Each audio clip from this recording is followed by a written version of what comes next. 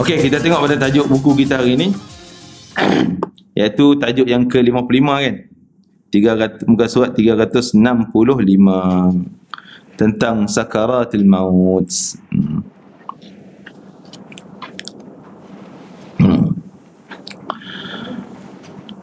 Al-Hasan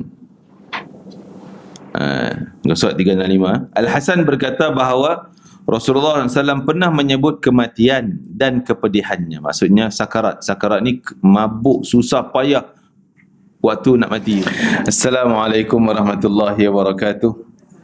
Alhamdulillah wassalatu wassalamu ala Rasulillah wa alihi wa sahbihi man nasarahu wa taba'ahu wa ala. نوينا التعلم والتعليم والتذكر والتذكير والنفع والانتفاع والإفادة والاستفادة والحث على التمسك بكتاب الله وسنة رسول الله والدعاء إلى الهدى والدلالة على الخير ابتغاء مرضات الله وقربه وثوابه ومغفرة ورضوانه وحسن الخاتمة عند الموت ورفع درجة في الجنة ومرافقة سيدنا محمد صلى الله عليه وآله وسلم وابتغاء الشفاعة يوم القيامة على هذه النية وكل نية صالحة شاملة خيرات الدنيا والآخرة وإلى حضرة سيدنا محمد صلى الله عليه وآله وسلم. الفاتحة. أعوذ بالله من الشيطان الرجيم. بسم الله الرحمن الرحيم. الحمد لله رب العالمين الرحمن الرحيم مالك يوم الدين. إياك نعبد وإياك نستعين اهدنا الصراط المستقيم صراط الذين أنعمت عليهم غير المغضوب عليهم ولا الضالين آمين. Alhamdulillah, syukur pada Allah SWT. Kita teruskan pengajian secara fizikal ni, Alhamdulillah. Dan insya-Allah mudah-mudahan Allah izinkan kita untuk melangkah di bulan Ramadan. Balighna Ramadan wa a'inna 'alal qiyam was-siyam wa tilawatil Quran. Mudah-mudahan Allah Taala bantukan kita agar kita mudah untuk melakukan puasa yang sempurna, diredai oleh Allah, dan qiyamul lailnya dengan sempurna, dan mendapat segala anugerah yang Allah berikan kepada hamba-hambanya yang saleh pada bulan Ramadan. Amin ya rabbal alamin. Dan malam ini adalah malam pertama Ramadan. Yang pertama sekali beberapa cadangan dan pesanan agar kita memberi tumpuan penuh pada malam Ramadan. Terkadang banyak kita rugi 2 jam, 3 jam sebab kadang-kadang kita anggap maghrib isyak tak ada buka puasa lagi. Mungkin kita sibuk hal-hal makan lah apa segalanya. Lepas isyak baru nak datang tarawih ataupun nak tumpu untuk mula ibadah Ramadan. Tapi sebenarnya malam Ramadan tu seboleh-bolehnya sepenuh malamnya, daripada azan maghrib kita kosongkan hati kita daripada fikiran duniawi, memberi tumpu kepada hal-hal ibadah dan akhirat. Antara anjuran para ulama-ulama, para habaib Hadramut contohnya, mereka menganjurkan kita menggambarkan niat pada malam pertama Ramadan di atas dasar innamal a'malu binniyat wa innamal likulli imrin ma nawa, seperti hadis tersebut. Iaitu setiap amalan itu bergantung pada niat. Walaupun niat bukan yang kita maksudkan, niat tu adalah nawaitu sauma ghadin tu, yang puasa Ramadan tu satu hal lah, itu tentang nak puasa. Tapi niat apa kita nak buat dengan sepanjang Ramadan ni, selain siangnya puasa, ada lagi benda-benda lain.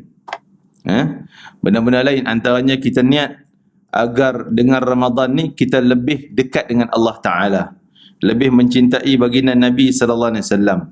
Mungkin banyaklah WhatsApp-WhatsApp dia orang sebar-sebarkan tentang niat tu kan. Boleh. Ataupun kita gambarkan, ya Allah, izinkan aku pada Ramadan ini berpuasa dengan selengkapnya seperti yang kau kendaki, dan qiyamul lail sepenuhnya seperti yang kau kendaki. Dan juga mendampingi Al-Quran seperti yang kau kendaki, dan melakukan segala kebaikan, segala-gala ketaatan seperti yang kau kendaki, ya Allah. Kata para ulama, ya memang tentang niat ni luas. Siapa yang berniat apa aja walaupun satu pekerjaan dengan orang lain, orang yang banyak niat tak sama pahalanya dengan orang yang tidak ada niat, tidak ada azam. Boleh mungkin lebih mudah kita faham azam awal Ramadan. Itu dia. Kan? Kalau sebut niat nanti orang salah faham, ingat niat nawaitu shaum wa aku nak puasa besok hari yang tu. Kan? Tapi azam sepanjang Ramadan ni, kita nak buat apa dengan Ramadan yang kita langkah pada malam ni? Nak puasa lengkap, qiyamul lail lengkap, nak buat ibadah lengkap, nak jadi hamba yang besar manfaat kepada manusia yang lain. Besar manfaat. Kerana Nabi sebut sebaik-baik manusia adalah orang yang paling besar, paling banyak manfaatnya diberikan pada orang lain. Itu azam kita. Lagi luas niat, walaupun pekerjaan kita sama dengan orang lain, tapi di sudut pahalanya tak sama. Wa innama likulli imri'in ma nawa. Allah Rasulullah sebut hanya saja dibayar pahala bergantung apa yang dia niat. Orang ada masuk Ramadan, dia niat puasa je lah. Ya, baguslah dapat pahala puasa. Dia datang je lah tarawih, dapat pahala tarawih, qiyamul lail. Tapi benda lain banyak yang dia rugi tak dapat. Tapi kalau orang niat dengan Ramadan ni nak mengeratkan silaturahim, nak menjadi hamba yang prihatin, kerana salah satu peranan bulan Ramadan adalah bulan prihatin. Kita rasa kesusahan orang lain, sebab tu kita banyak membantu. Dan banyak kebajikan. Dan bulan untuk menekan nafsu jahat kita.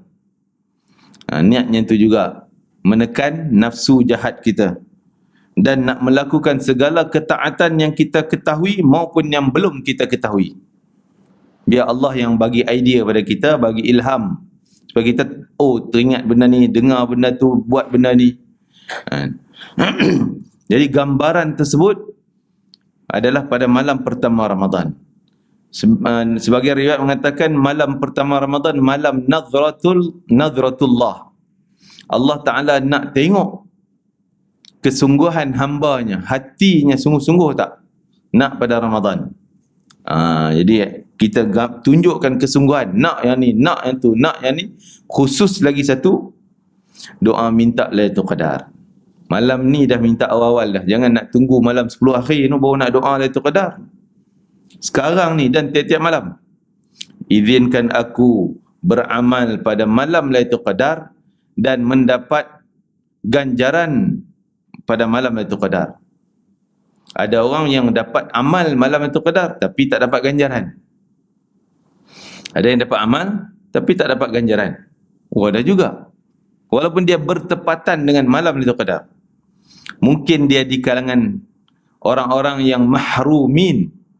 Mahrumin ni orang yang diharamkan daripada ganjaran Lailatul Qadar.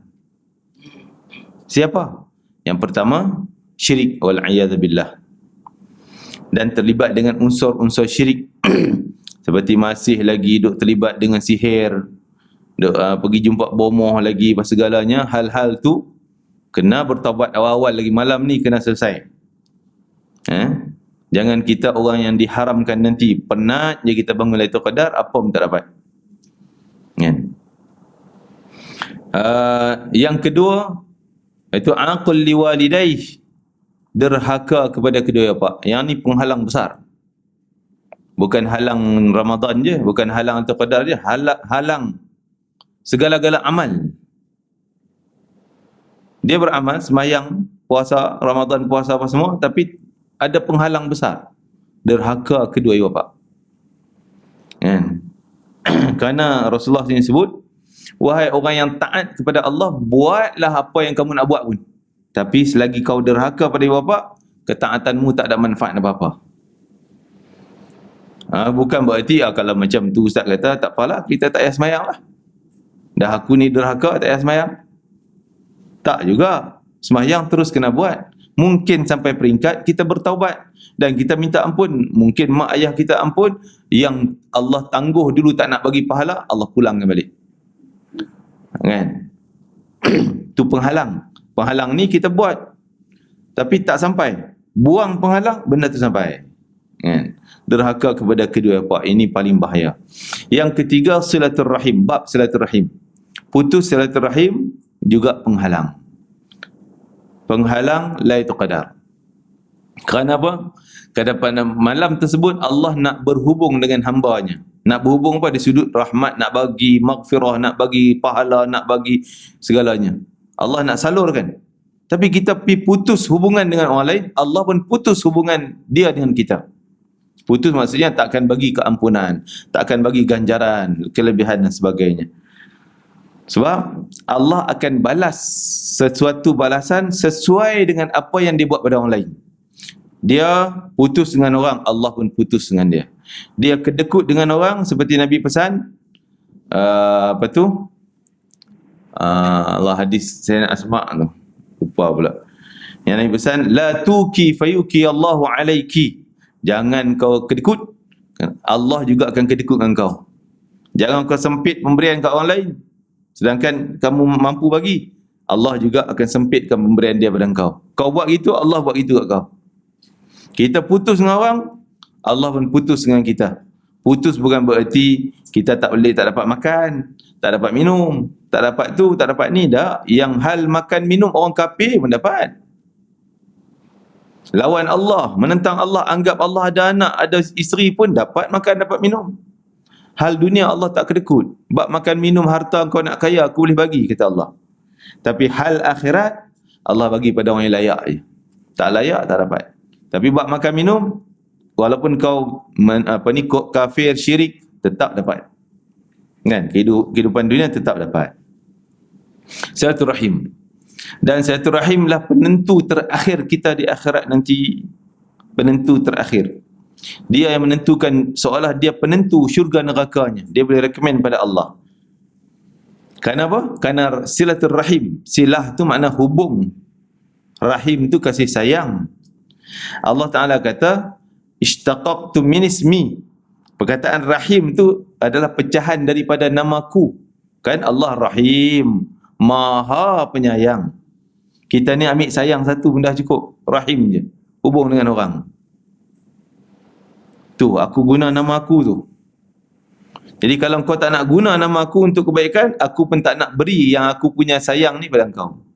Maka di akhirat dia minta, ya Allah, kawan ni tak pernah guna aku, ya Allah. Tak pernah hubung silaturahim. Maksud tak pernah guna aku. Dia sering putus dengan orang. Azablah dia, ya Allah. Walaupun nampak macam lulus dah. Bab sembahyang, bab itu, bab ini semua lulus. Tapi mai sini tak lulus. Habis. Jatuh dalam neraka wal'iyadzubillah. Mungkin bab lain tu goyang jugalah, sembahyang dia tak apa nak cukup. Tapi buat. Tak sempurna. Puasa ni adalah banyak cacat dia. Yang ni cacat, yang ni cacat. Ibadahnya tak apa nak lengkap. Lebih-lebih kurang dengan dosanya, sama nak sama banyak. Tapi silaturahim rekomen pada Allah. Ya Allah, orang ni baik, sering hubung silaturahim, sering bermanis muka dengan orang. Maka lancarlah siratnya, ya Allah, perjalanan siratnya, lalu sepantas kilat. Zoom, selesai. Kan, silaturahim. Jadi dalam hal silaturahim ni ada beberapa peringkat. Yang pertama, kalau dah putus. Contoh kita dah bergaduh lama dengan abang adik kita, tak tegur siapa dah, kan? Kenduri pun tak nak panggil dah. Dia panggil pun kita tak nak pergi. Dah lama dah. Yang tu wajib segera. Segera kena halo, Assalamualaikum, minta maaf. Kan? Yang tu wajib hukumnya, segera. Kena, yang tu yang Nabi kata hubung silaturahim. Nabi kata bukanlah makna hubung silaturahim tu orang buat baik kat kita, dia datang bagi hadiah, selamat hari jadi, selamat bagi hadiah. Esok kita pun pergi rumah hadiah. Itu bukan hubung silaturahim. Habis itu para sahabat terkejut. Ya Rasulullah, macam mana hubung silaturahim? Nabi kata hubung silaturahim ni yang dah putus. Dia dah putus dengan kita, kita putus, kena hubung. Kan? Yang tadi pun baik juga. Yang tu nama mengekalkan silaturahim. Pun bagus, dituntut. Peringkat yang kedua, yang kita dah lama tak ambil tahu. Tak bergaduh. Adik kita duduk mana negara, dah lama tak ambil tahu. Halo-halo lah tu. Ucaplah selamat Ramadan Karim, Ramadan Mubarak dan sebagainya. Kan? Tanya khabar dan sebagainya. Itu kuatkan balik. Dekatkan balik. Yang ketiga, yang kita tak ada masalah danlah tak jauh pun, tapi kekalkanlah. Kan, rasa tak ada masalah apa, semua tak jumpa kan, kekalkan. Dan yang ketiga tadi, kalau dia buat baik pada kita, kita pun kena buat baik pada dia, kekalkan. Dan yang keempat, kalau dah memang baik dah pun, tu jaga, jangan bagi retak, jangan bagi terputus. Memang baik pun duduk sebelah je, adik-beradik kita, abang kakak kita dan sebagainya, duduk sebelah, selalu jumpa, tak ada masalah, kekalkan, jaga-jaga elok. Ya, tu antara mahrumin yang ke apa tadi? Silaturahim. Yang keempat. Lagi lain pada tu, pergaduhan. Jangan nak timbul lagi pula pergaduhan pada khususnya malam 10 terakhir.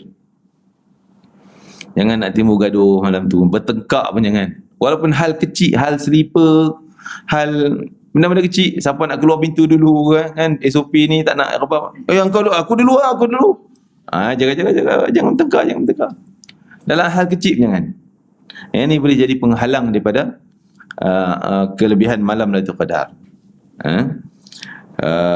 Dan ada lagi yang lain, detail lagi tentang apa tu, orang yang masih tak bertaubat dengan dosa besarnya.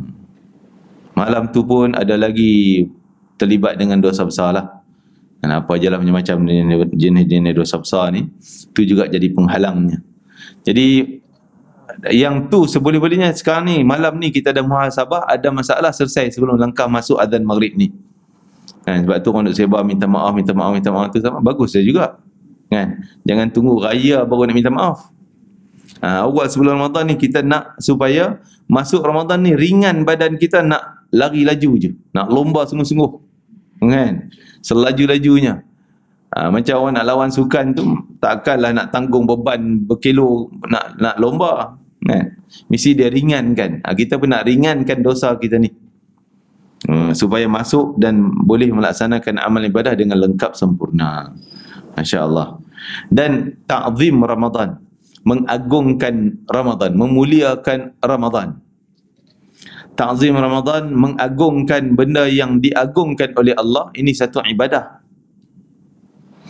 Seperti dalam ayat Quran surah Al-Hajj, Allah Ta'ala sebut, "Wa may yu'azzim sya'airallah", siapa yang mengagungkan syiar Allah, itu tanda ketakwaan semakin tebal dalam hati dia. Fa innaha min taqwal qulub.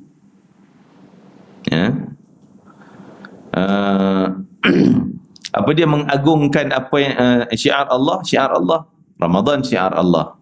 Syiar ni maksud lambang. Kalau orang tengok benda tu, orang kata tu Islam, itu Islam tu. Tengok Ramadan, orang Islam tu, puasa Ramadan.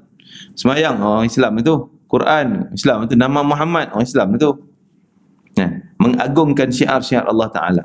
Kita nak berdepan dengan Ramadan, hormat Ramadan ni, jaga sungguh. Tak boleh buat, aku Ramadan aku tak nak buat. Tu tanda dia mentakzim kan. Ataupun Ramadan ni kita kena jadi pemurah sikit. Kadang-kadang orang kata, apa kau tak ikhlas lah, waktu lain kau tak pemurah pun, tapi Ramadan kau nak pemurah, tak ikhlas dah kan. Nabi sendiri pun bila masuk Ramadan lain macam, dia punya sifat dia bertambah.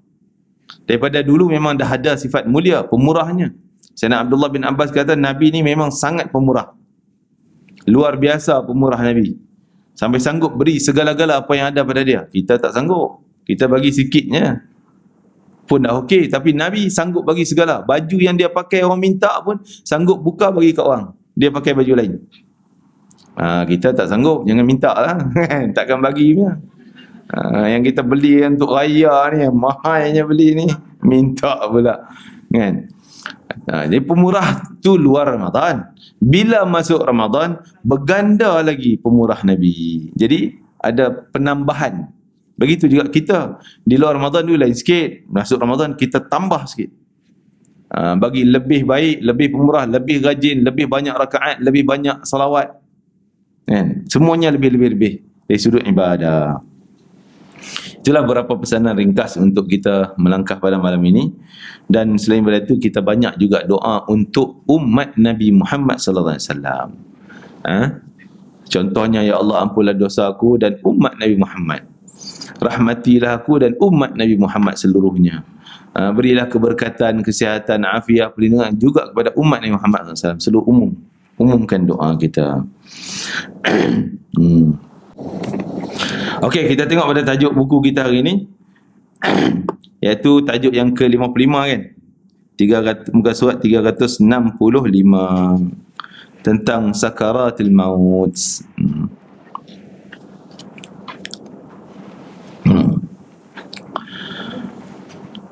Al-Hasan,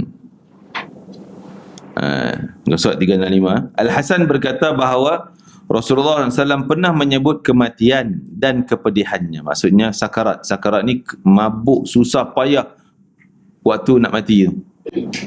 Ghamarat pun samalah, kepedihan menghadapi kematian. Baginda bersabda, kepedihannya setara dengan 300 pukulan pedang. Allahu Akbar. Masya Allah.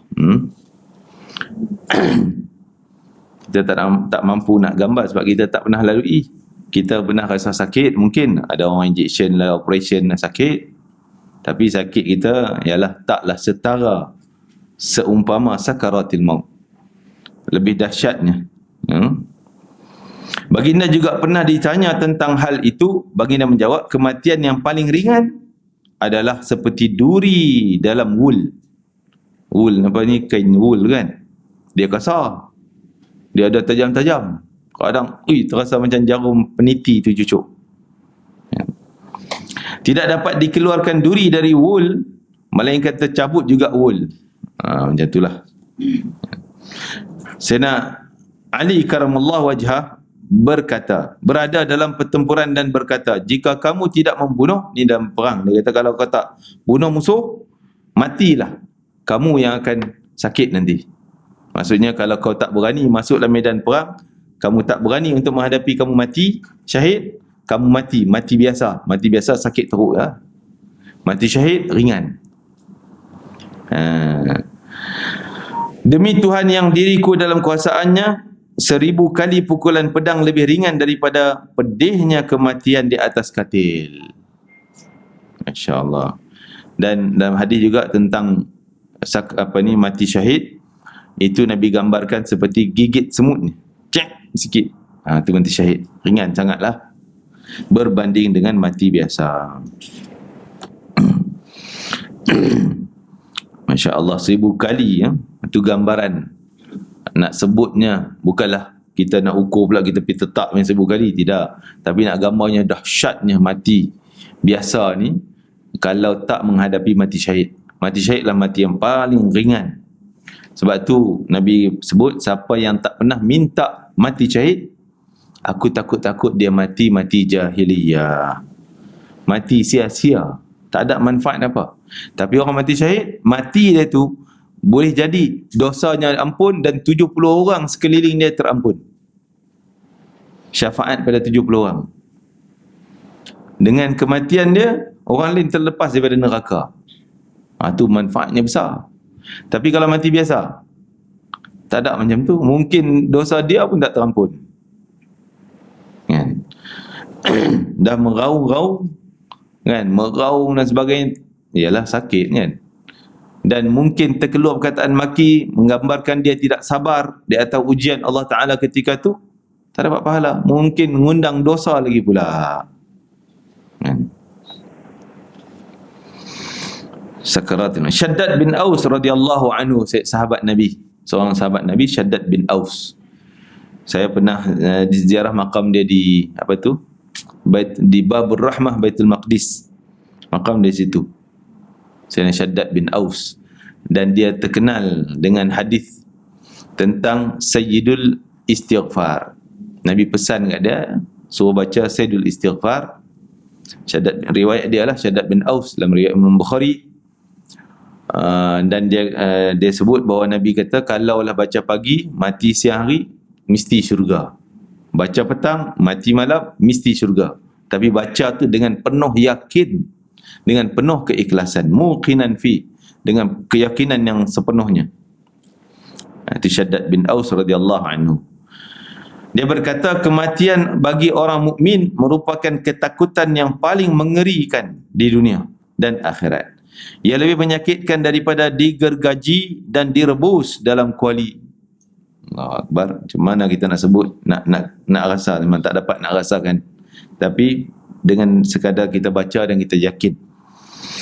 Seandainya orang mati itu dibangkitkan lalu ia mengkabarkan kematian kepada para penghuni bumi, nescaya mereka tidak akan hidup tenang dan tidak akan tidur nyenyak. Kan? Kalau dia boleh cerita lah kat kita, sakit ni macam ni, barulah kita nampak gambaran pedihnya, tak mampu. Kita nak menanggung dan takutnya. Zaid bin Aslam meriwayatkan hadisnya daripada bapanya. Katanya, jika ada kedudukan yang tertinggal pada orang mukmin yang tidak diperolehi dengan amalnya, maka ditimpakan padanya pedihnya kematian, agar dengan sakaratul maut itu kesengsaraannya itu memperoleh kedudukan dalam syurga. Maksudnya macam ni, kalaulah dia ni tak banyak amal, dosa banyak, tapi Allah sayang dengan dia, Allah nak selamatkan dia, nak bagi dosa banyak. Dulu zaman jahiliah dulu ni terampun dosa dia, tapi dia terlupa nak taubat ni, tak ingat dosa zaman muda-muda dia dulu, kan? Mungkin dia banyak buat kebajikan, sebab tu Allah sayang dengan dia, Allah nak selamatkan dia, Allah bagi dia sakaratul maut teruk-teruk. Waktu nak mati tu berubat sana tak sihat, berubat sini tak boleh, makin sakit. Bukan Allah benci tu, nak cuci, nak padam. Itu Allah sayang dengan dia. Dan sebab tu kita kena letak husnuzan yang besar dan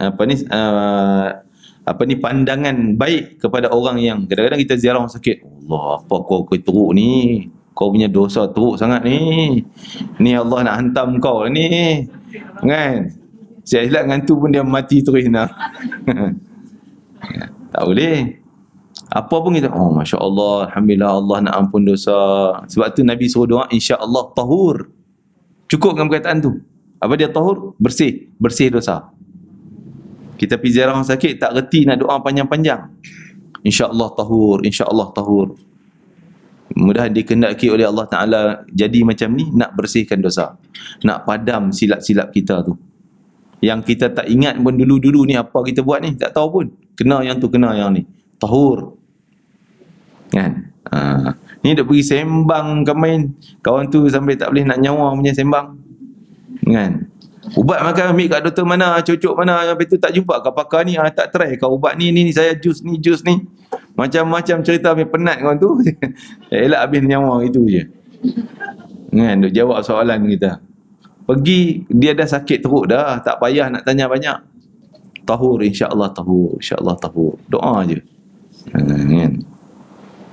Jadi Zaid bin Aslam tadi kata, kalaulah orang tu tertinggal dengan amal ibadah, maksudnya amal ibadah tak banyak, amalan dia, dosa banyak, maka Allah akan beri ujian pada hujung-hujung hayat dia. Sakit teruk, sana tak berubat, sini tak berubat, tak sihat dan sebagainya. Makin tambah. Kan? Dia masuk bukan 3 serangkai lagi dah, jadi 6 serangkai, 10 serangkai. Kena macam-macam. Kan? Tujuannya Allah nak bersihkan dosa dulu. Tapi kalau Allah benci pada orang tu, dia banyak kebaikan, dia banyak juga kebajikan dia, tapi kerana dia buat satu yang Allah benci. Hati-hati, kita jangan buat sesuatu yang Allah murka sangat, benci. Seperti contoh Nabi kata, Allah Ta'ala berfirman, man adali waliyan faqad azantu bil harbi, siapa yang bermusuh dengan wali aku isya perang. Benda ni antara benda yang paling Allah benci.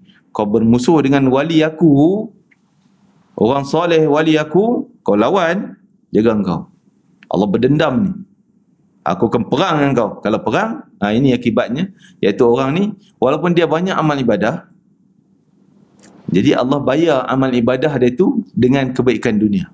Dia dapat sihat, kan? Dia dapat nikmat, lagi dekat mati, lagi nampak segarnya, lagi nampak happy. Dia lebih cenderung pada maksiatnya, lebih cenderung pada dunianya, lebih cenderung lupa pada amalan-amalan, kan?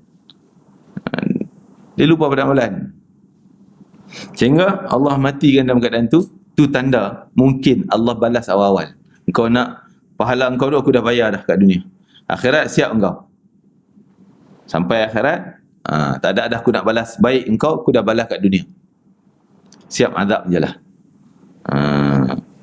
Wal'iyadzubillah. Jika orang kafir memiliki satu kebaikan, ini dia, ia dibalas dengan keringanan dalam sakaratil maut, waktu nak mati. Waktu sakit nak mati tu taklah teruk sangat kan.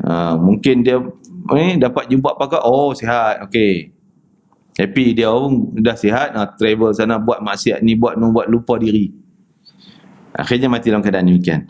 Untuk melengkapkan pahalanya, pahala kebaikannya, lalu ia dikembalikan dalam neraka, wal'iyadzubillah, bayar kat dunia kan. Masya-Allah. Sayyidina Ali karamallahu wajhah, kalau dia tak diterima, tak terasa ujian Allah, dia menangis kan. Menangis, kenapalah Allah tak bagi ujian, takut tu tanda Allah murka kat aku kan. Kita terbalik, bila kena ujian, Allah benci kat aku ni. Kena musibah, Allah marah apa, benci apa ni kan. Seorang sufi bertanya kepada orang yang sakit, bagaimanakah anda mendapat kematian ketika sakit? Bagaimanakah anda mendapat kematian ketika sakit? Akan tetapi mereka balik bertanya, bagaimanakah anda sendiri mendapatkannya? Ia menjawab, seakan-akan langit rapat dengan bumi dan seakan-akan diri saya keluar dari lubang jarum. Maksud nak gambarkan sakit peritnya kan. Tu orang saleh, sufi, wali Allah, waktu nak mati sakit. Insya-Allah ada seorang saleh, yalah, bila nak mati tu anak dia cerita, Ustaz, di Kedah tu ada seorang, insya-Allah jasa pada Islam dia besar. Bila nak waktu meninggal dunia, anak-anak dia ceritalah, cara private lah cerita masa dekat hospital ayah dia, berapa kali batuk je, keluar darah, batuk keluar darah, tapi muka manis senyum. Lepas itu gabung senyum, tanya orang datang ziarah, apa khabar, sihat kan. Tapi dia punya sakit menanggung tu teruk dah tu kan. Sebab apa? Mungkin dia orang nampak, dia orang tahu sakit ni Allah nak padam aku punya lama-lama dulu, dan nak angkat darajat tinggi, dan nak beri pahala yang besar-besar, masya-Allah. Sebab saat-saat akhir ni Allah nak bagi sungguh. Macam kalau orang buat pertandingan sukan ke apa ke, saat nak sampai penghujung tu, biar penat, paksa dia suruh buat lagi kan, saat-saat akhir itu. Maka ia menjawab seakan tadi, diriakkan daripada mahkhul, bahawa Nabi SAW bersabda, kalau sekali saja rambut orang mati dijatuhkan pada penghuni langit dan bumi, nescaya mereka semua mati dengan izin Allah. Nak sebutnya sakit tu, kalau sakit dia tu yang ada kat rambut tu satu helai je, nak bagi pada penduduk dunia, macam tu gambarannya. Nescaya mereka semua juga akan terbeban sakit, mutah boleh bawa mati pula, dengan izin Allah SWT, sebab tidak ada seorang pun yang menyentuh selai rambut orang mati melainkan ia akan mati. Maksud kesakitan kalau melampaunya tu, daripada 100% sakit dia tu, kalau nak bahagi pada setiap juzuk selai rambut, sakit yang selai rambut tu kita nak tanggung, orang hidup tanggung ni, tak boleh bawa mati pula kan. Masya-Allah. Allahu Akbar. Sebab tu Nabi pun banyak nanti akan disebut juga tentang hadis Nabi sering doa, Allah ma'inni ala sakaratil maut wa ghamaratil maut. Ya Allah, ringankanlah aku ketika menghadapi sakaratil maut, ketika menghadapi pedihnya kesakitan kematian. Nabi pun minta macam tu kan. Akan kita senang-senang, kecuali orang yang mati syahid sangat istimewa lah, yang syahidnya diterima oleh Allah Ta'ala. Dia walaupun dia mati ringan, mati itu ringan, tapi sakit sebelum tu mungkin dia diseksa oleh musuh, dipancung dan sebagainya kan. Waktu masa sakit, masa hidup tu sakit lah, tapi masa mati tu ringan, roh keluar tu mudah. Tak menghadapi sakaratul maut. Adakah itu termasuk dalam yang tadi ni? Waktu hujung mati dia tu dia sihat, tanda Allah benci sebab Allah dah bayar? Tak. Orang mati syahid lain, istimewa kan, istimewa sebab dia berjihad untuk nama Allah tu dah berat dah, yang tu dia menanggung punya dahsyat dah kan. Susah payahnya maki ham, kalau keadaan tak perang lah kan, mungkin syahidnya tu kerana menyebarkan ilmu contohnya, susah payah nak menanggung tanggungjawab ilmu, nak menyebarkan dan sebagainya, itu pun satu hal lah, dia ada beban dari situ, waktu mati Allah ringankan. Ketika Ibrahim alaihissalam, Nabi Ibrahim alaihissalam wafat, Allah Subhanahu wa taala bertanya kepadanya, bagaimanakah kamu mendapati kematian itu wahai kekasihku Khalilullah Nabi Ibrahim? Dia sebut bagaikan tusuk sate, kan? Sate yang ditusukkan pada daging lalu ditarik. Kalau daging tu boleh hidup, boleh cerita lah, tak dia menjerit daging tu kan, kena cucuk, kena tarik sana dan sebagainya. Allah tu Nabi Ibrahim menghadapi sakaratul maut. Allahu Akbar. Allah lantas berfirman dengan yang bermaksud, padahal aku telah meringankan untukmu. Aku dah ringan dah tu. Pun macam tu rasa dia. Bagaimana kita ni nak menghadapinya. Itulah kita kena minta lah. Ya Allah, tolonglah ringan aku ketika sakaratul maut, ketika nak menghadapi kematian. Diriwayatkan dari Musa alaihissalam bahawa ketika rohnya kembali kepada Allah Ta'ala ketika saat kematiannya, Tuhannya bertanya, wahai Musa, bagaimana kamu menghadapi kematian? Aku mendapati diriku seakan-akan seekor burung yang digoreng di atas penggorengan. Ia tidak mati lalu diam, sakit dan tidak selamat, namun kemudian dia terbang. Sakit tu terbang lagi, maksudnya tak matilah menghadapi sakit tu. Jawab Nabi Musa AS. Nabi Musa Masya Allah, kisah dia special kan? Mungkin kita dah cerita dulu tentang mati dia ni. Sebagian riwayat cerita kata dia sendiri yang timbuskan tanah ke atas jasad dia. Dia sendiri kuburkan diri dia, sebab dia minta supaya dia mati di tempat orang tak nampak, orang tak tahu. Dia pergi dengan malaikat mautnya. Mulanya malaikat maut datang kepada dia, dalam riwayat sahih, datang padanya, semua para nabi, malaikat maut akan datang offer, mau tak kau nak mati ni, kau punya ajal hari ini ni, boleh tak izin tak aku nak cabut nyawa kau? Semua para nabi diminta izin macam tu. Masuk Nabi Musa, dia tanya, kau siapa? Datang orang malaikat maut datang dalam rupa manusia. Kau siapa? Aku malaikat maut. Padapang malaikat Nabi Musa tempeleng malaikat maut. Kan? Tampar malaikat maut.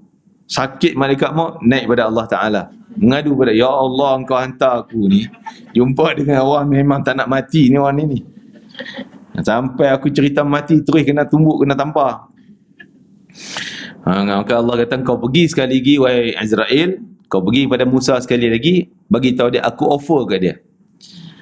Dia nak hidup tambah banyak mana? Aku boleh tambah sebanyak bulu yang ditutup oleh tapak tangan. Bulu lembu, belakang lembu ditutup dengan tapak tangan. Letak tapak tangan dia dekat belakang lembu, berapa belai bulu yang tertutup, 10 tahun, 100 tahun, 1000 tahun aku boleh extend lagi. Pergi pada Nabi Musa, cerita macam tu. Nabi Musa tanya, wahai Israel, okey, kalau aku tutup dapat 1000 tahun, selepas 1000 tahun tu mati ke hidup? Matilah, extend 1000 tu je. Kalau macam tu sekarang je lah, jomlah pergi. Cuma aku minta supaya dimatikan di tempat orang tak nampak. Maka dia jalan dengan Nabi Israel sampai ke puncak bukit, disebut Rekasibul Ahmar, bukit kemerah-merahan yang ada di tanah Palestin sekarang ni. Sampai di situ, maka dia kesini korek liangnya, dia baring dan cabut nyawanya dan ditimbus tanah. Tak ada orang tahu kubur dia. Yang tahu Nabi Muhammad SAW. Nabi dibawa dalam perjalanan Isra' Mi'raj. Isra' tu perjalanan Makkah Palestin, disinggah ke tempat makam Nabi Musa AS. Nabi semayang di situ dan Nabi nampak Nabi Musa sedang semayang dalam makamnya. Nabi pun semayang di tempat makam Nabi Musa AS. Sekarang ni makam Nabi Musa tu dia buat masjid lah sebelah dia. Jadi kita nak pergi ke makam tu, kena langkah pintu masjid, masuk pintu masjid, masuk ke makam Nabi Musa AS. Jadi kadang-kadang puak Wahabi kata sembahyang di masjid yang ada kubur tak sah, kan? Sebab dia ambil hadis, la taj'alu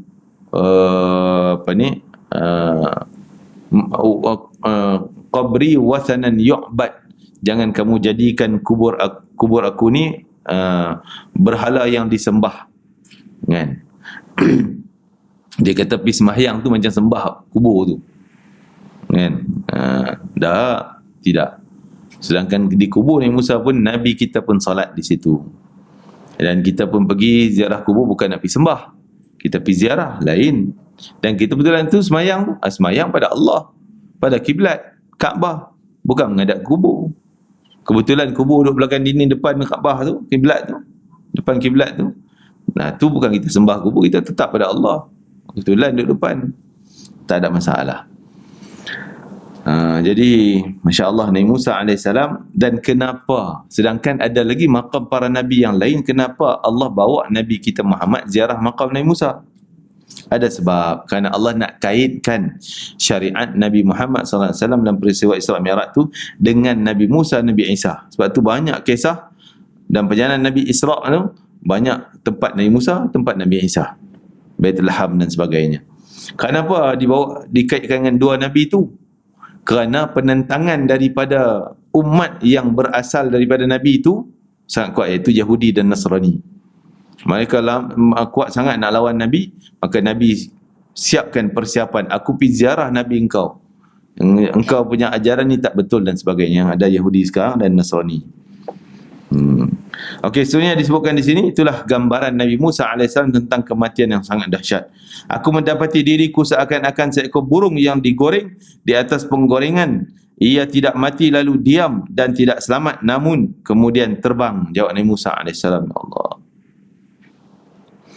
Sebab tu sebagian ulama kata, kamu nak rasa tak sakaratil maut? Tanya pada murid dia. Nak rasa tak? Tok Syekh kita boleh tunjuk ke rasa sakit tu? Dia kata, kalau kau nak rasa, ambil pisau, hirih tangan engkau berpuluh kali, cincang tangan engkau banyak kali. Sakit tak? Siapa sanggup buat? Tak sanggup nak buat. Satu pisau kecil jarum pun kita takut. Nak kena vaksin kan, takut. Saya tak boleh pengsan sebelum kena vaksin, kan? Tengok jarum takut. Jadi macam mana kita nak rasa? Memang tak dapat nak rasa, tapi yang boleh kita minta ringan. Lalu diriwayatkan bahawa menjelang kewafatan Nabi SAW, Nabi kita Muhammad SAW, di sampingnya terdapat segelas air. Baginda memasukkan tangannya ke dalam air itu, lalu baginda mengusap ke wajahnya seraya berdoa, Ya Allah, ringankanlah untukku sakaratul maut. Dikatakan Nabi pengsan beberapa kali. Dan panasnya badan Nabi, sakit yang hujung hayat dia tu, datang Sayyidina Abu Sa'id Al-Khudri duduk sebelah dia. Nabi tengah baring, datang ziarah baginda Nabi SAW, duduk sebelah. Dia duduk tu, dia rasa bahang panas. Belum dia kena sentuh dahi lagi, baru duduk sebelah. Nabi selimut lagi, tapi bahang panas tu dah sampai pada dia. Sehingga Abu Sa'id Al-Khudri kata, Ya Rasulullah, engkau punya panas dahsyat, seolah-olah 2 kali ganda kepanasan kami. Kalau kita punya demam apa? 37? 38? 8 tu demam, 40 tu kira boleh terbakar tu. Kalau Nabi, kalau 30 kali 2 pun 60 darjah, kan, punya panas.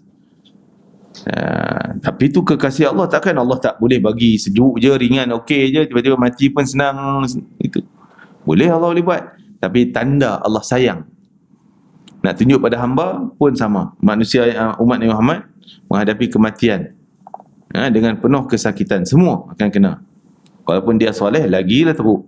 Sebab dikatakan, Abu Sa'id Al-Khudri kata, adakah engkau punya panas 2 kali ganda disebabkan kerana Allah nak bayar pahala pun 2 kali ganda? Ya, kata Nabi. Sebab tu lagi besar ujian pada seseorang, tapi dengan ujian tu dia lebih zikir pada Allah, dia lebih ibadah pada Allah, dia lebih ingat pada Allah, ujian tadi pahalanya berganda-ganda. Bergantung pada beratnya ujian tu.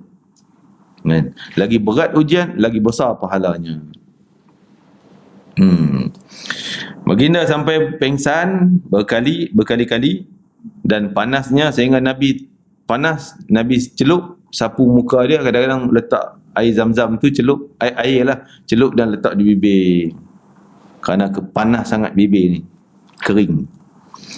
Sayyidina Fatimah radhiyallahu anha kemudian berkata, "Wa aduhai betapa menderitanya saya kerana penderitaan anda ayahanda." Ya apa ni? Ya abatah, dia kata. Wahai ayahandaku, kan? Betapa sakitnya, wa tarabah, beban yang kau tanggung ya Rasulullah. Dia tengok Nabi punya sakit ketika hujung hayat ni pun, dia pun dah rasa sedih. Bukan dia sendiri rasa, tapi bukan dia rasa sakit, tengok je pun dah rasa sedih. Sayyidina Fatimah radhiyallahu anha ketika tu Sayyidina Fatimah menangis tu esak-esak kuat-kuat. Nangis sungguh tengok Nabi punya sakit. Nabi pujuk Sayyidina Fatimah, Nabi kata, "Mai sini dekat dengan aku." Fatimah datang dekat, sedangkan Aisyah pun dekat. Maka dia peluk Fatimah kat telinga, Nabi macam bisik kat telinga Fatimah sesuatu. Tiba-tiba Nabi Fatimah tu senyum. Daripada menangis tadi, tak esak-esak dengar bisik Nabi, senyum. Aisyah tak dengar apa yang dibisik. Kan? Jadi Aisyah kata, "Aku nak tanya nanti." Dia buat azam, satu hari aku nak tanya apa yang Nabi bisik kat dia ni. Sampai tu boleh berubah daripada sedih jadi senyum. Lepas tu bila dia senyum, Nabi panggil sekali lagi. Mula sekali Nabi panggil dan bisik, dia menangis kuat. Lepas tu bisik, senyum. 2 kali Nabi bisik. Jadi Aisyah nak tanya, tapi tak naklah tanya waktu tu. Setelah Nabi wafat, baru dia tanya Fatimah, "Apa hari tu yang Nabi bisik engkau 2 kali tu?" Fatimah cerita, yang pertama Nabi bagi tahu pada aku kerana dia dah hampir dah dengan saat wafatnya. Dah dekat dah. Nak pergi dah. Sebab tu aku sedih nak pisah dengan Rasulullah SAW. Menangis tak esak-esak. Lepas tu bisik pula Nabi panggil, sebab sebut pula kali kedua, dia kata, "Jangan sedih. Sebab orang pertama yang akan ikut aku adalah engkau." Maksudnya kita pisah tak lama pun. 6 bulan sahaja. Dia akan bahawa 6 bulan je Sayyidina Fatimah pula menyusuli, meninggal dunia. Jadi sebab tu dia gembira, seronok, sebab Nabi sebut engkau orang pertama. Seronok dia orang. Maka lalu beliau berkata, "Tidak akan ada lagi kesusahan bagi ayahmu setelah hari ini." Lepas hari ni ayah kau tak susah lagi dah. Sakit tu hari ni, maksudnya kematian dia dekat dah. Lepas meninggal, mati, wafat, maksudnya nikmatlah dalam alam barzah dengan taman-taman syurga dan sebagainya. Begitu juga Sayyidina Bilal bin Abi Rabah, Sayyidina Ali, Sayyidina Hasan, Sayyidina Husain, semuanya. Sayyidina Hasan kena racun. Sampai dia saat-saat hujung hayat itu muntah-muntah, keluar darah, keluar daging, keluar darah, keluar luka-luka dalam semua keluar. Sayyidina Husain tanya, "Apa berlaku?" Dia kata, "Aku kena racun." "Siapa yang racun kau? Beritahu, kami nak hukum dia." Tak nak beritahu. Sayyidina Hasan tak nak beritahu. Setelah tu dia berpuasa pada hari terakhir, hari sakit tu dia puasa. Lepas tu dia bermimpi jumpa Nabi SAW. Maka Nabi tanya, "Nakkah aku doa engkau bagi sihat, engkau hidup balik, maksudnya sihat dan hidup semula macam biasa, ataupun kau nak buka puasa dengan kami?" Maka Sayyidina Hasan kata, "Aku nak buka puasa dengan kau ya Rasulullah." Maksudnya nak matilah. Biarlah aku jangan doa bagi aku sihat, aku nak mati terus, jumpa engkau di alam seterusnya. Begitu Bilal bin Abi Rabah, bila saat penghujung hayatnya, dia berpengsan-pengsan di atas riba isteri dia. Sehingga isteri dia menangis, "Wa jabalah, wa tarabah." Wa tarabah ni maksud, aduh sedihnya gitulah. Tapi Bilal waktu tu sedar dia dengar isteri dia menangis tu. Sedihnya, suamiku sakit dan sebagainya kan. Lepas tu Bilal kata, "Kenapa kau cakap macam tu?" Kan? Hendaklah aku akan ucap, "Wa syauqah, wa syauqah." Wa syauqah ni betapa rindunya aku, betapa gembiranya aku. Ghadan nalqal ahibbah. Esok aku nak jumpa dengan kasihku dah. Nak jumpa dengan kasihku dah. Kekasih dia siapa? Nabi Muhammad SAW dan sahabat-sahabat yang lain. Gembiranya mereka, walaupun waktu tu dia panas badan, pingsan-pingsan, sakit. Dan mereka tahu kesakitan tu sementara, sekejap je lagi, kan? Nak menghadapi sakaratul maut. Sayyidina Umar Al-Khattab tadi, lalu beliau berkata, tidak akan ada lagi kesusahan bagi ayahmu setelah hari ini. Sayyidina Umar Al-Khattab berkata kepada Ka'ab bin Ahbar, wahai Ka'ab, beritahulah kepada aku tentang kematian. Amirul Mukminin, wahai Amirul Mukminin, jawab Ka'ab bin Ahbar, kematian itu ibarat dahan penuh duri yang dimasukkan ke dalam perut seseorang. Setiap duri mengait pada urat, lalu ia menarik dengan sekuat tenaga, rentap terus. Duri melekat kat daging tu, kita rentap masuk lamput. Macam mana tuan? Ia mengambil apa yang boleh diraih, dicakok, dikait dengan duri-duri tadi ni, dan biarkan apa yang ditinggalkan. Masya Allah. Tapi baginda Nabi SAW sebut, siapa yang man ahabba liqa'ah habballahu liqa'ah. Siapa yang man ahabba liqa' Allah ahabballahu liqa'ah. Siapa yang nak, sayang, suka nak jumpa dengan Allah, Allah suka nak jumpa dengan dia. Siapa nak suka jumpa Allah, memang akan menghadapi sakit ni. Siapa yang nak sakit, bukan bererti kita tak boleh berubat, biarlah sakit saya mati, ataupun kita nak elak. Tak payahlah nak elak daripada sakit-sakit tu, kena abuse ke injection yang bagi sakit. Tetap sakit sakaratul maut keluar, roh tu macam tu, tetap sakit. Jadi cinta nak jumpa Allah ni bukanlah minta mati cepat, tapi dengan persiapan. Persiapan dan persediaan untuk menghadapi kematian. Dan orang yang tak suka nak bertemu dengan Allah, maka Allah juga tak suka jumpa dia. Maksud dia tak suka jumpa Allah, dia tak bersiap nak jumpa dengan Allah. Tak ada persediaan, tak ada bekalan nak bawa. Jadi Allah pun tak suka nak jumpa dia dengan ganjaran-ganjaran. Mesti azab. Selalu kita buat contoh, kita kalau suka nak sambut tetamu datang, mesti kita siap rumah kita, siap makanan, masak apa semua ni, kan? Kita siap pasal kita suka dia nak datang ni. Kita siap semua, sapu sampah lah, kemas tempat duduk, sofa-sofa ni sebagainya. Dia datang pun manis muka, kita pun seronok. Tu persiapan. Tapi kalau tak suka, kau datang lah, lantak kau lah, berapa kau nak datang, duduklah mana nak duduk, kita buat lebih kurang je. Tak ada persiapan makan, minum. Kau boleh tanya bila kau nak balik. Baru sampai tanya bila nak balik. Tak suka dia datang ni, menyampah je. Macam itulah, tak ada persiapan. Jadi begitu juga nak jumpa Allah. Kalau dengan persiapan, tanda dia suka nak jumpa aku, aku pun suka nak jumpa dia, nak bagi hadiah kat dia cepat. Inilah keadaan sakaratil maut pada wali dan kekasih para sahabat Nabi. Jadi apalagi keadaan pada kita yang berlumuran dosa. Allahu Akbar. Kita tak tahu dosa kita ni dah terampun ke belum. Walaupun dosa yang kita buat mungkin tah remaja dulu, dah berapa kali Ramadan kita bertaubat. Walaupun banyak kali bertaubat, kita kena lagi sebut. Bertaubat masih terusan. Sebab kita tak tahu taubat dulu ni tah sungguh ke tidak, ikhlas ke tidak. Kalau tak ikhlas, masih kekal dosa tu. Atau katalah dah terampun dulu, tapi kita pergi congkeh balik dosa, sehingga dosa tu terpalit balik dalam catatan amal jahat kita. Lepas tu jangan nak congkeh balik dosa lampau.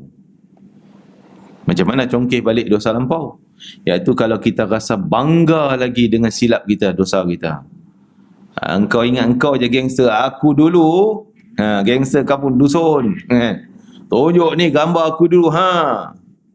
Seronok lagi dengan dosa dulu, gembira lagi dengan maksiat lama. Dulu tak pakai tudung contohnya, dedah sana dedah sini, masih tayang lagi kat orang, kat frame depan ruang tamu, orang datang tengok, oi cantik juga makcik ni no, kan? Rambut dia dulu, oi macam ni. Tunjuk lagi aurat dia, malulah sikit, tu dosa, dedah aurat. Jangan tunjuk kat orang lah, jangan duk bangga lagi, kan? Jangan bangga dengan maksiat, kerana bangga dengan maksiat tanda maksiat tersebut, dosa tersebut masih dicatat semula ataupun masih ada, masih kekal. Kan? Padam. Hal-hal tu kita padam. Nak simpan buat kenangan kita sendiri tengok tak apalah, jangan tunjuk pada orang yang tak layak tengok. Tapi kita takut juga simpan-simpan pun kan kita meninggal. Tapi ke mana? Orang lain tengok. Senang, lebih baik hapuskanlah. Kan? Benda yang boleh mengembalikan nostalgia dosa kita atau menjadikan kita lagi bangga dengan dosa lama, padamlah kenangan-kenangan. Seperti para sahabat, mereka bila bertaubat dengan satu taubat, mereka buang semua kesan-kesan dosa. Bila turun ayat haram arak, kan, adalah tempayan arak, gelas minum arak, macam-macam lah, simpanan dan sebagainya. Boleh je tempayan arak tu buang arak, isi air, cuci-cuci isi air, boleh je. Tapi tak, para sahabat ketuk habis semua, sebab dia tak nak tengok kenangan tu lagi. Kadang bila orang tengok kenangan tu, dia ingat balik, terliur balik kan, nak minum balik, nak kembali pada maksiat, boleh jadi. Maka dia buang semua kesan-kesan tersebut. Inilah keadaan sakaratul maut para wali. Jadi apa lagi keadaannya pada kita yang berlumuran dosa. Bersama sakaratul maut itu datanglah berturut-turut kepada kita bencana-bencana yang lain. Bencana kematian itu ada 3 jenis. Allah, ya, tu. Yang pertama, pedihnya cabut nyawa. Roh nak keluar tu. Orang keliling tak dapat rasa. Baru ni adalah family saya. Family taklah dekat tapi ya. Jadi isteri dia ceritalah waktu suami dia nak meninggal ni, meraung, meraung kuat sampai biasanya marumnya tu malulah, takut jiran dengar.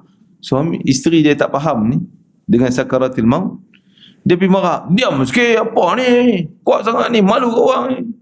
Kawan tu menderita sakaratul maut, dia tak faham kan.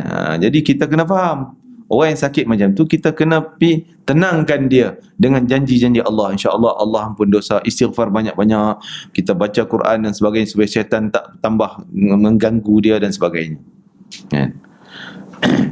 Pertama, pedihnya cabut nyawa, sebagaimana telah kita jelaskan tadi sakit-sakit dia. Yang kedua, ketika menyaksikan rupa malaikat pencabut nyawa serta masuknya ketakutan dan kengerian kepadanya dalam hati ketika melihat rupanya yang sedang menggenggam roh seorang hamba pendosa, orang yang orang yang paling kuat sekalipun tidak akan mampu memandangnya.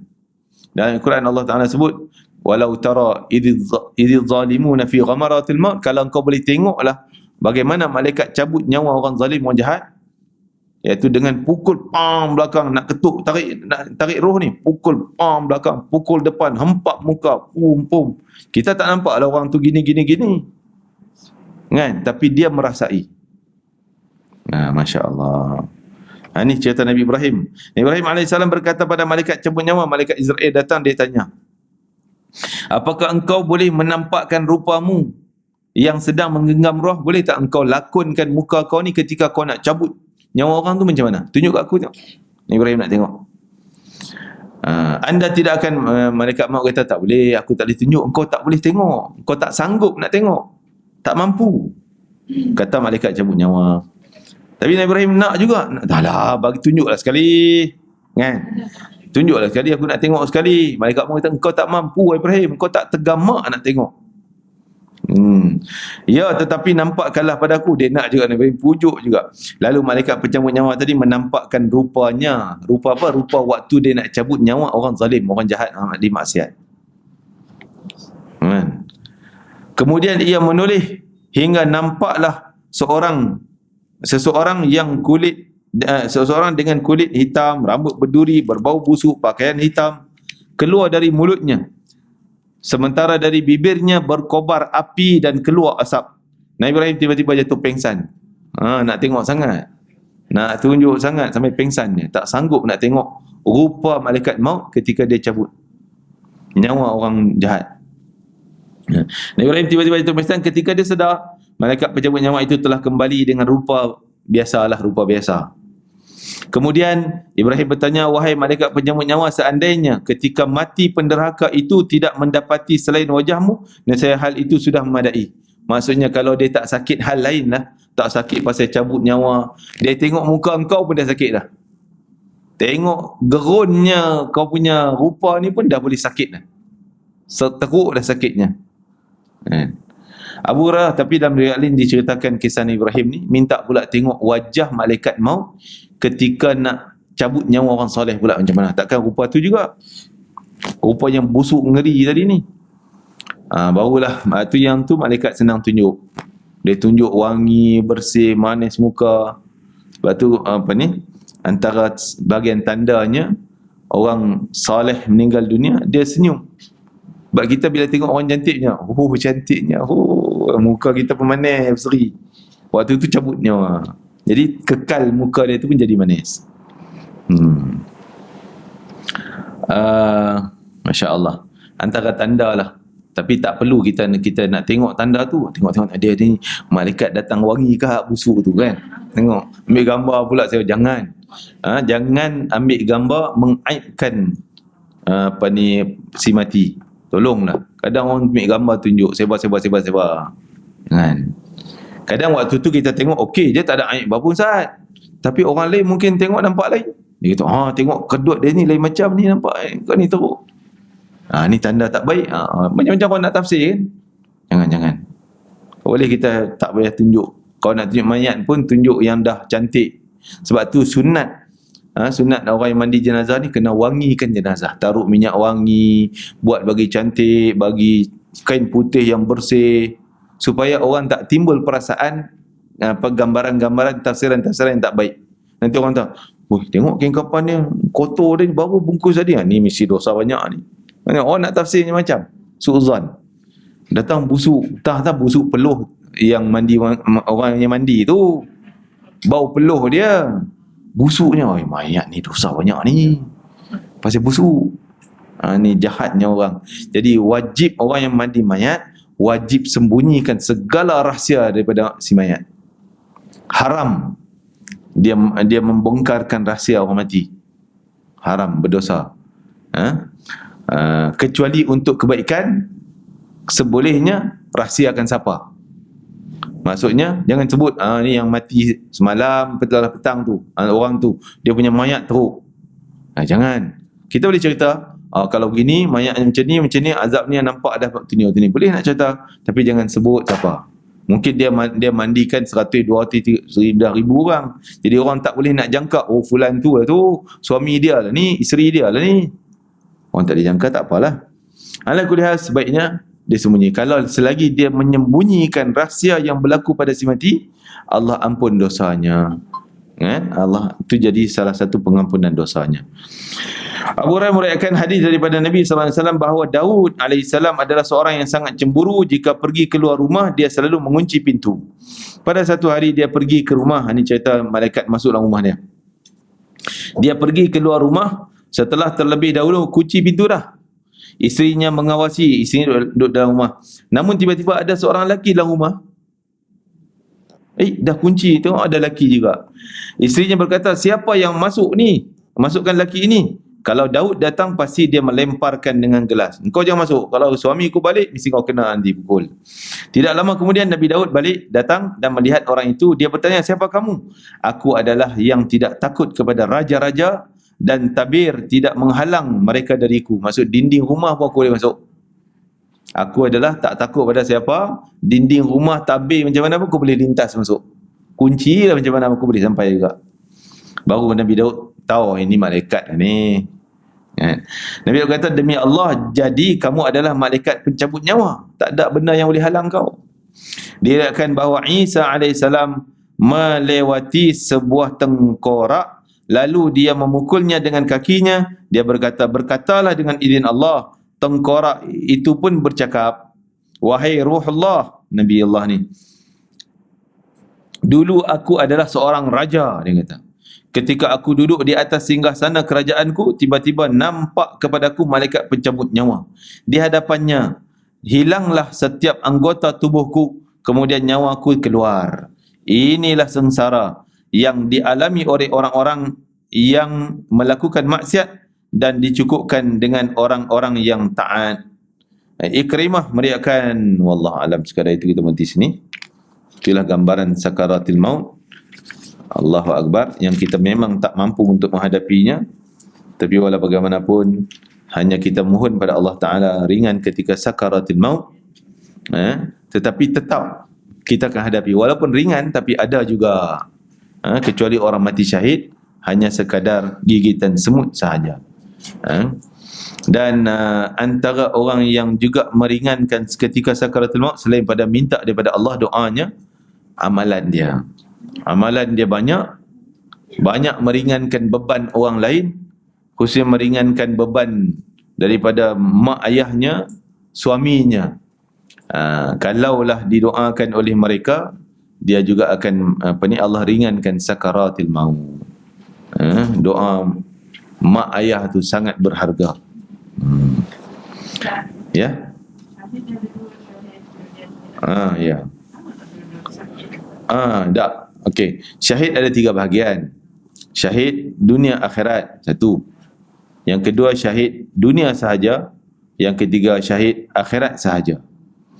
Syahid dunia akhirat yang perang seperti para sahabat lah, perang jihad, meninggal dunia syahid. Syahid di dunia kita nampak memang dia perang. Di syahid dunia akhirat pula, akhiratnya sebab apa? Sebab Allah nilai dia sebagai mati syahid, dapat pahalanya sekian dan mampu memberi syafaat pada 70 orang yang hidup. Walaupun sebagian ulama mengatakan lebih pada tu. Sebab tu kita menziarah-ziarah lah orang mati syahid, tahta kita tergolong dalam golongan orang yang dia select. Okey, aku tolong kau lah. Kan, itu yang kita nak. Khususnya Sayyidus Syuhada, penghulu segala mati syahid, ketua bagi semua orang mati syahid. Siapa dia? Pak saudara Nabi Sayyidina Hamzah bin Abdul Muttalib yang ada di Uhud. Kan, pergi ziarahlah dia. Masya-Allah, ada peluang nanti azam kita nak pergi kan ziarahnya.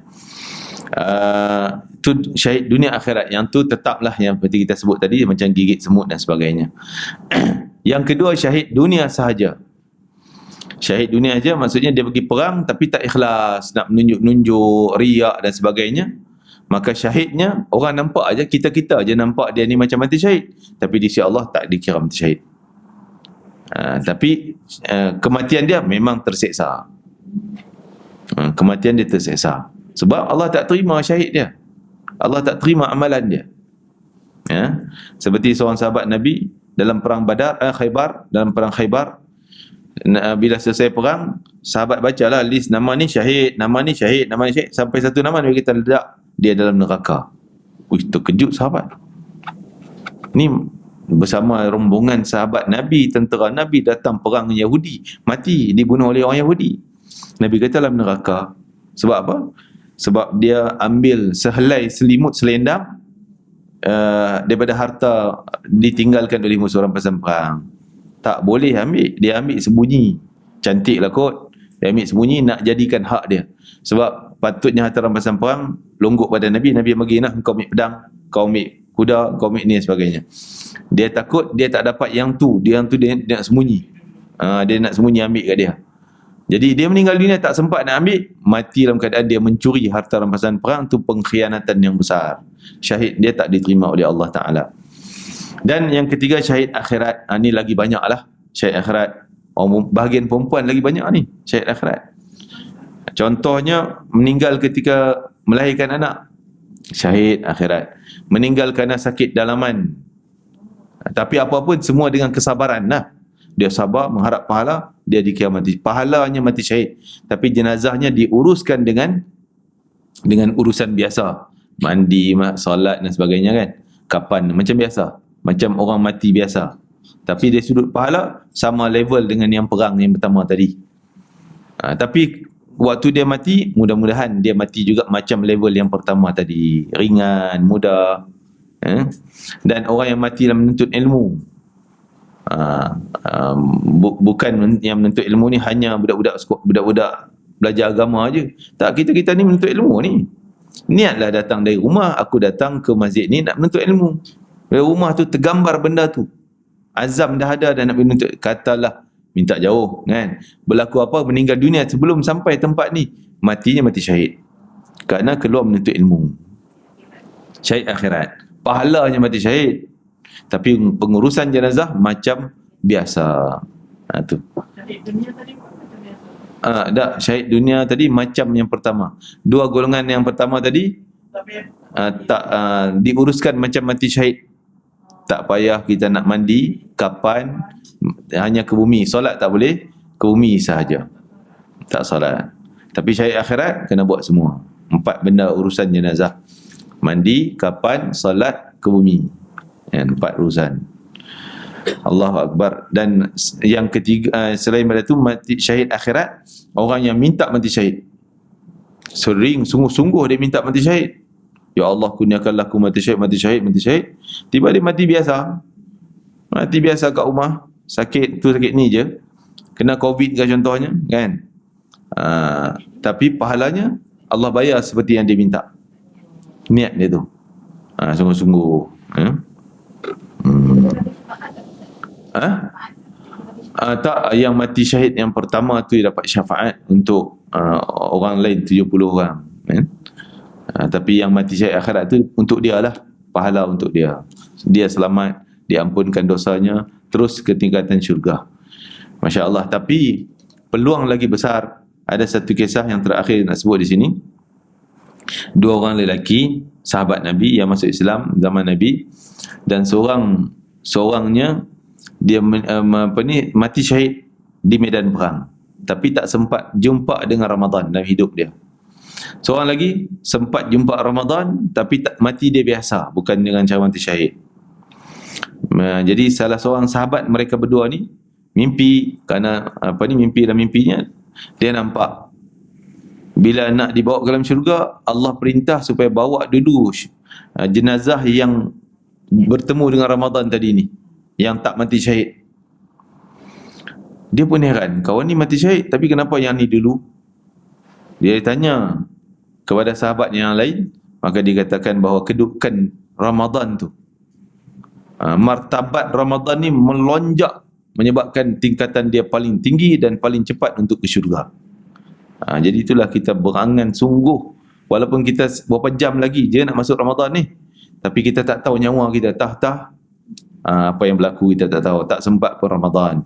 Sebab itulah masih perlu kita doa, balighna Ramadan, sampailah kami, izinkan kami masuk di bulan Ramadan. Amin ya rabbal alamin. ربنا تقبل منا إنك أنت السميع العليم وتب علينا إنك أنت التواب الرحيم واختنا بالحسنى وأنت راض عنا في خير ولطف وعافية برحمتك يا أرحم الراحمين. اللهم بارك لنا في رجب وشعبان، بلغنا رمضان وعنا على القيام والصيام وتلاوة القرآن. اللهم ارزقنا يا الله Tuhan kami, ampunkanlah dosa kami ya Allah. Berkatilah segala amal kami di bulan Rajab, di bulan Sya'ban, dan sampailah kami melangkah masuk di bulan Ramadan. Permudahkanlah kami untuk melaksanakan puasa seperti yang kau kehendaki ya Allah. Izinkanlah kami untuk melakukan qiyamul lail sebaiknya seperti yang kau kehendaki ya Allah. Izinkanlah kami untuk melakukan segala-gala kebaikan dan ketaatan dan ketakwaan padamu ya Allah sepanjang Ramadan sehingga akhir Ramadan. Kurnialah kami untuk bertemu dengan malam Lailatul Qadar. Izinkanlah kami beramal dengan sebaik-baik amalan pada malam Lailatul Qadar, dan berikanlah kami segala ganjaran-ganjaran yang telah kau janjikan, seperti mana kau berikan kepada hamba-Mu yang saleh pada malam Lailatul Qadar ya Arhamar Rahimin. Ya Allah, Ya Karim, Ya Rahman, Ya Wadud. Ya Allah, jadikanlah Ramadan kali ini Ramadan yang terbaik, membentuk pribadi kami, pribadi yang mulia, pribadi yang berakhlak-akhlaknya Rasulullah SAW. Dijauhkan kami daripada akhlak yang mazmumah, akhlak sifat yang buruk ya Arhamar Rahimin. Ya Allah, jadikanlah ini sebagai lonjakan kepada tingkatan darajat yang setinggi di sisimu ya Arhamar Rahimin. Rabbana atina fid dunya hasanah fil akhirati hasanah wa qina adzabannar. Rabbana asrif 'anna 'adzab jahannam inna 'adzabaha kana gharama inna sa'at mustaqarra muqama. Wa sallallahu ala sayyidina Muhammad wa ala alihi wasallam. Walhamdulillahi rabbil alamin. Taqabbalallahu minkum minna minkum taqabbal ya karim.